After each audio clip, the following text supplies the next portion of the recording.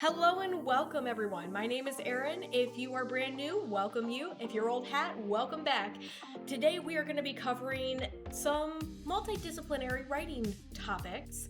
But first, I want to make sure to mention to you that this is going to be part of our series here as a part of Thankmas.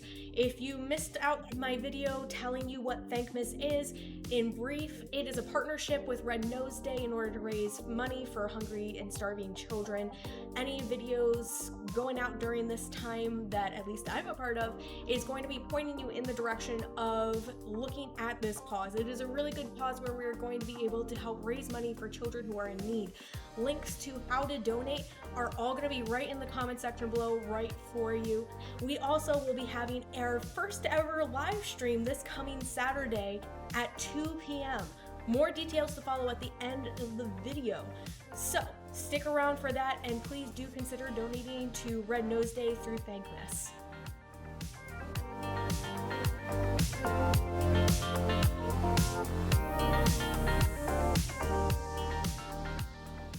Today we're going to be talking about why it is so important to know the information you need to about your field that you are in as a writer.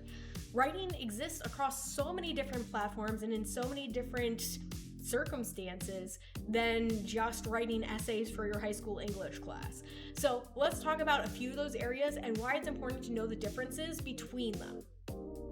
I'm going to be using 3 fields as examples for why you need to know what is specific to those fields when we're talking about writing. The 3 that we're going to be talking about is novel writing versus writing for television versus writing for video games. Because like every other field of writing you can be involved in, there are going to be different requirements that apply to each of these fields, even though your end of the day thing that you're doing is still writing. The first thing that you need to pay attention to is the technical requirements of your field. And this is the nitty-gritty small pieces of formatting and things like that that are going to be important for when you're turning in actual submissions to whatever field you are in. So, for instance, in novel writing, most commonly when you're turning in a manuscript to try to query to get a publisher, or even if you're just formatting for yourself for self-publishing, one of the requirements that you have is that it must be double-spaced. Not a big deal. You've been doing that since high school, right? Double space, Times New Roman, 12-point font. This is something super important to keep in mind when you are trying to query, when you're trying to get people to work with your book for formatting purposes, whether you're printing for yourself or you're just trying to make a submission. Because sometimes there will be small deviations to what these requirements are, including things as simple as changing a font that might make people not look at your work. So even though Times New Roman 12-point font is the standard, it's not going to be the same in every case. So you've got to pay attention to the parameters that you were given when you're trying to make a submission.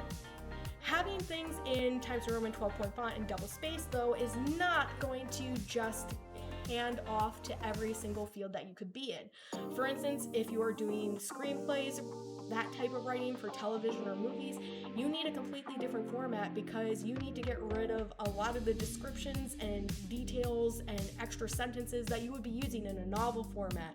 You just need the bare bones information for people to understand their blocking, to understand what they're saying, and to understand the setting of the scene. So you have a completely different set of formatting guidelines that you need when you are writing for TV. And the same thing then applies to if you are writing for video games. There are going to be pieces where you're writing in that screenplay type format where you're just giving the people's lines. There's going to be sections where you're doing the scene descriptions.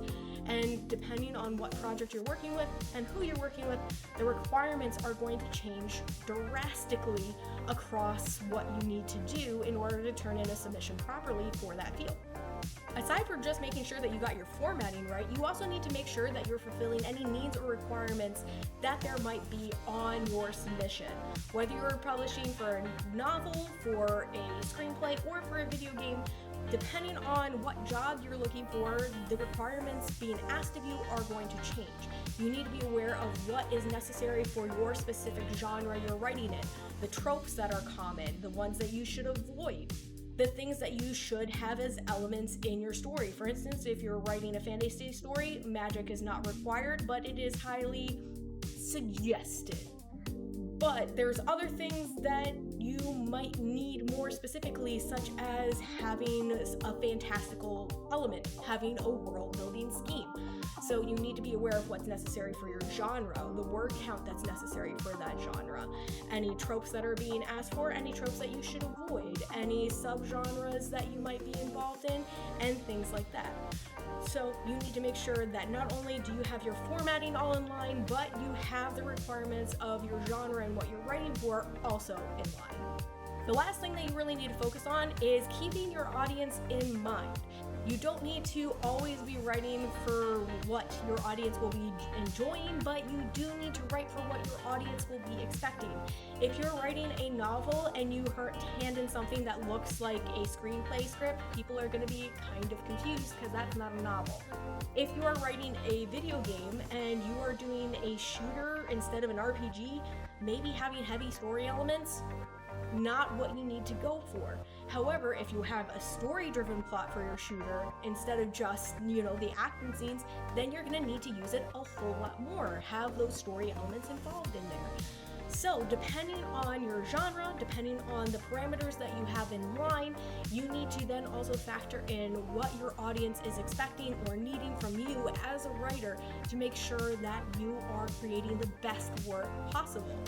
And it is completely possible for you to write in all three of these fields or more fields of writing. You just need to keep in mind the key details, the key principles to writing across these different fields, and then just have at it, give it a try, work around it, find new ways to do things. Most importantly, just write. That wraps up our main content for today, but before we leave, let's do a few quick announcements just to make sure that we have everything in line. First, like I said at the beginning of the video, please do consider donating to Red Nose Day through Thankmas so that you can help provide food to families who are in need at the end of this very difficult year we've been through.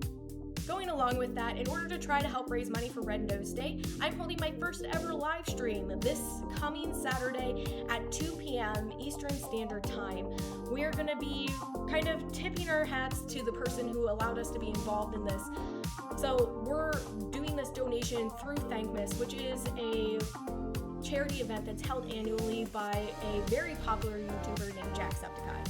He's popular on the gaming side of things, so I'm going to be meshing together gaming with writing for us to have a fundraising live stream. I'm going to be playing a game that has been a favorite of mine for years, and we are going to be discussing different writing techniques across both video games and any other topics that we end up happening across as we have our conversations together during that live stream. So please do consider showing up for that as well. Like I said, Saturday, 2 p.m. Eastern Standard Time, for hopefully a good time and raising some money to help some people who really need it. The last thing I'm going to mention is with the fact that I'm helping in this charity event trying to raise money for Red Nose Day, I am not going to, after this episode, ask or talk about subscriptions to my channel because it's not important that I get more subscribers right now, but it is important for people to realize that people are in need and really need help. So if you are someone who's new to the channel and you are considering subscribing, thank you, I appreciate it, but please wait until after Thankmas is over on the 20th. Right now, focus on spreading the word about getting help out there for Red Nose Day, for donating to this good cause. If you still want to subscribe after Thankmas is over, I will absolutely welcome it. But for now, let's put the focus where it should be, which is on helping these families. So from now until the end of Thankmas, you will not hear me talking about please like, please subscribe, or anything like that, because we need to keep the focus where it should be. So hopefully we will be moving forward, helping people have some great end to their year and a great end to ours as well. Thank you for showing up. Have a wonderful day. Please consider joining in the Thankmas.